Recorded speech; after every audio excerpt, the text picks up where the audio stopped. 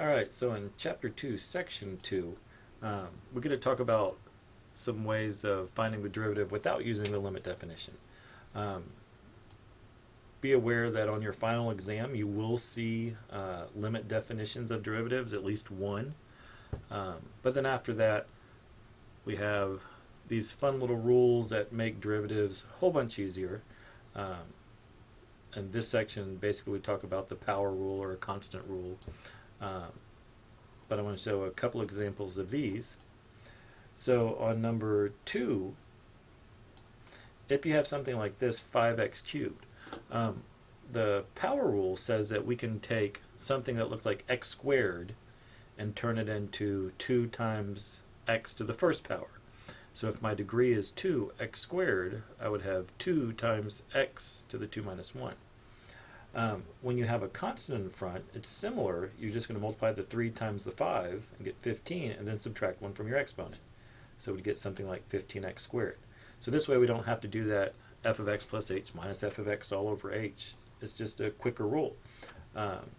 They did it algebraically and found that it had this pattern.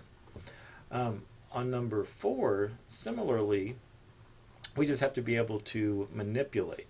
So I have the cube root of x, which is also the same thing as x to the 1/3 power. So once you do that, it turns into one of these. You multiply by the 1/3, x to the 1/3 minus 1. And so we're going to get some negative fraction as your exponent. And some of these, to find the derivative, you would just have to distribute through. Multiply that 4x to each one of them, and then see what you're left with, and then use some combination of the power rule or maybe a constant. Let's see. This one with a binomial and a binomial, I would go ahead and multiply that out, FOIL it out, and turn it into a whole bunch of power rules. Something like number 11, divide each term by x. So divide each thing by this x, and you end up with a 9x minus 4 plus 3 over x. And that would be something to easily find the derivative of. So with the rules over here, they have one for a constant. The derivative of a constant is 0. Because if you think of a constant, so if we said my function equaled 5, if my computer is going to, there we go. I just need to get rid of all this stuff.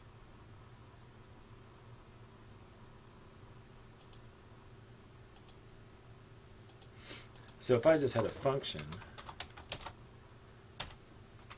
right, what is the slope of that function? The slope is 0. And that's what this is telling us.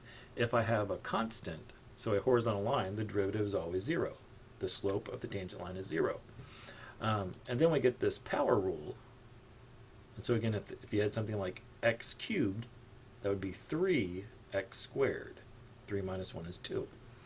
Another rule they talk to us about is the constant multiple. So if you have a constant times your function, for example, if we had something like 5x to the 4th, we can use the power rule and just find out what's the derivative of x to the 4th. So that would be 4x cubed. But then we multiply it by that 5. So the 5 times 4 is 20, x cubed would be our derivative. So these rules make finding derivatives a whole lot quicker. One more rule in this section, that's when you're talking about the sums and differences. If I have, let's say this one, plus 3x minus 7, to find the derivative, I'd get 20x cubed for this one, so 20 and then subtract 1 from the exponent, 20x cubed. The slope of 3x, kind of like a linear equation, is just 3. It's the number in front. And the derivative of a constant is 0. So the derivative of this one would be equal to 20x to the 3rd plus 3 would be that derivative. So in this section, you get to do the shortcuts for derivatives. We'll have more shortcuts in section 4, but coming up, I believe we have some word problems in section 3. So look over the shortcuts and let me know if you have any questions.